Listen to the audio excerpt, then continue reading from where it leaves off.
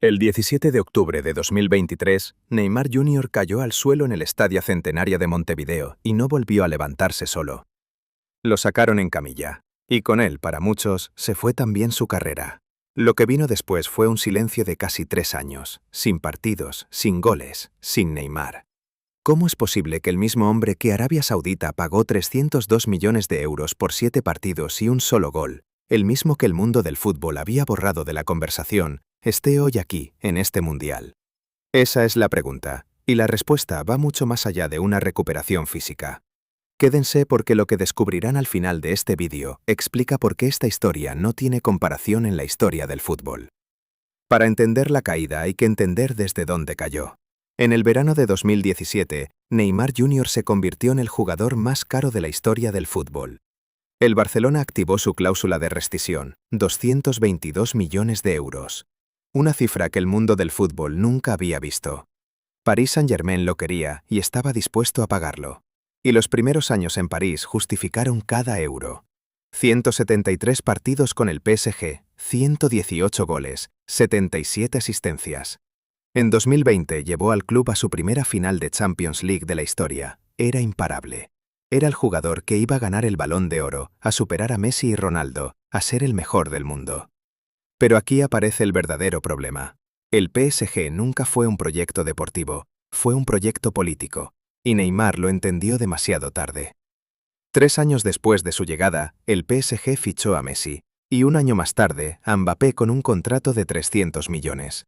El vestuario más caro de la historia del fútbol se convirtió en una guerra de egos. Neymar quedó atrapado en el medio. El mundo lo señalaba por las fiestas, por las lesiones, por los escándalos.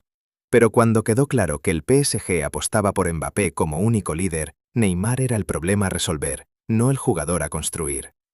¿Qué hace una estrella cuando el club que pagó 222 millones por ella decide que ya no la necesita? Busca la salida más rentable disponible. En agosto de 2023, Neymar firmó con Al Hilal de Arabia Saudita. El contrato, 150 millones de euros por año, 6 veces lo que ganaba en el PSG.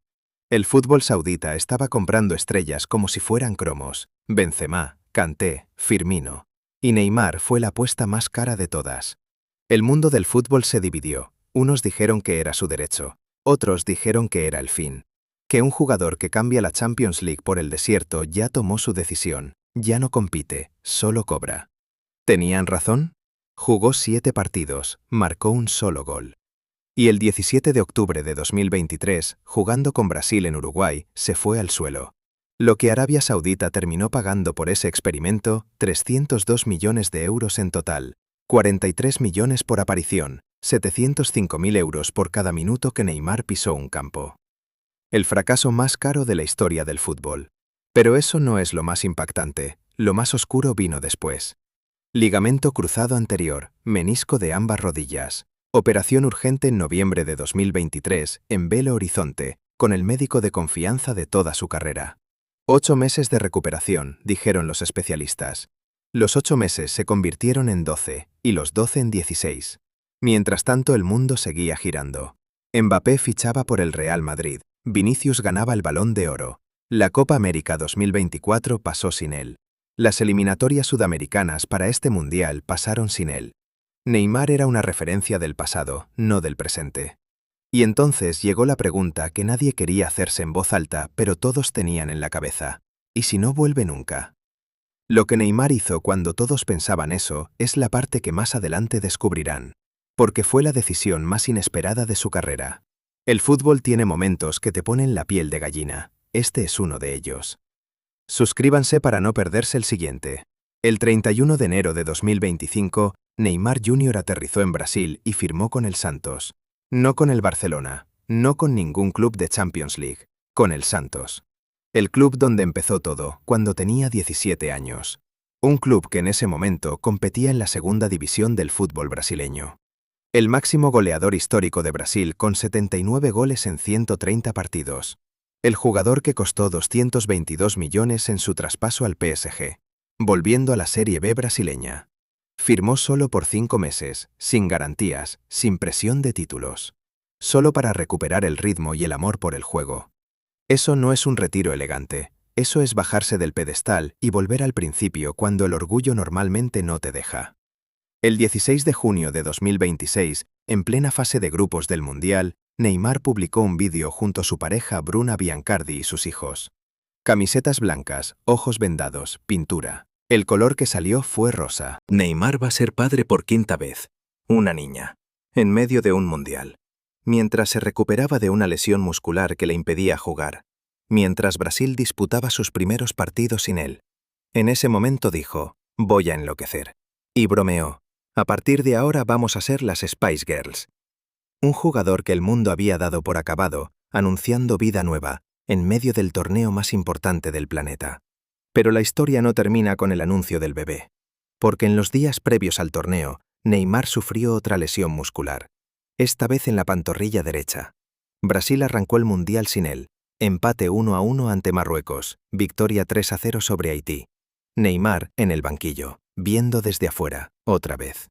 3 años de operaciones, rehabilitación, santos, y ahora esto. La pregunta que sus fans se hacían era la misma de siempre. ¿Todo este camino para quedarse en el banquillo? El 24 de junio de 2026, tercer partido del grupo.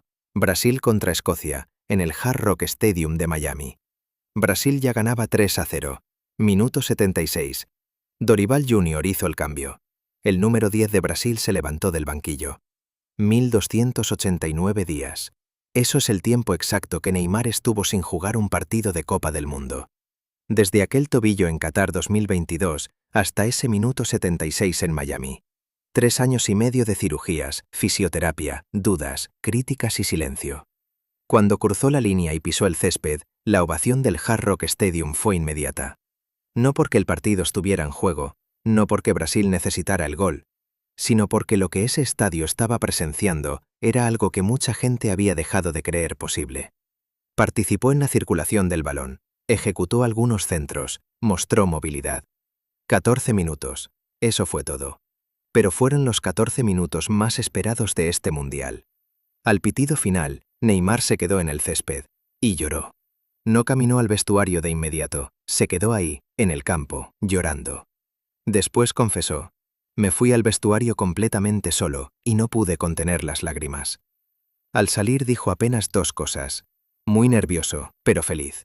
Y después, mi objetivo era estar aquí, jugar otro Mundial, y lo conseguí. No habló de goles, no habló de títulos, habló de estar ahí. Pero la imagen que resume todo este regreso no fue dentro del campo. Al terminar el partido, Neymar fue directo a buscar a su hijo David Luca, de 14 años, que estaba en las gradas. Quería abrazarlo. La seguridad del estadio lo bloqueó, 2 veces. El hombre que acaba de volver de 3 años de infierno, que anunció a su quinta hija en pleno Mundial, que se levantó del banquillo después de 1289 días, intentando abrazar a su hijo de 14 años y la seguridad sin reconocerlo. Al final encontró a sus hijas pequeñas, Mavi y Mel, y ahí, en ese abrazo, estaba la respuesta a la pregunta que planteamos al inicio. ¿Cómo es posible que este hombre esté aquí después de todo lo que pasó? Porque nunca dejó de tener razones para volver. El dinero de Arabia no fue suficiente para retenerlo cuando el cuerpo no respondía. La segunda división del Santos no fue demasiado pequeña cuando lo necesitaba. La pantorrilla lesionada no fue suficiente para dejarlo fuera del Mundial. Y la seguridad de un estadio en Miami no fue suficiente para alejarlo de sus hijos. Neymar no volvió porque sea el mejor, volvió porque quiso. Y a veces, eso es lo único que separa a los que están de los que ya no están. Con su aparición ante Escocia, Neymar se convirtió en el 4º brasileño en jugar 4 mundiales. Solo Pelé, Cafú y Djalma Santos lo habían logrado antes. El hombre que el fútbol dio por muerto en octubre de 2023 está en los 16avos de final de la Copa del Mundo 2026. Con 302 millones de euros gastados en su contra, una rodilla reconstruida y una hija en camino. Eso no tiene nombre en el fútbol. Pero si tuviera uno, se llamaría exactamente así, renacido. Si llegaron hasta el final, gracias de verdad. Denle like al vídeo, suscríbanse y nos vemos en el próximo.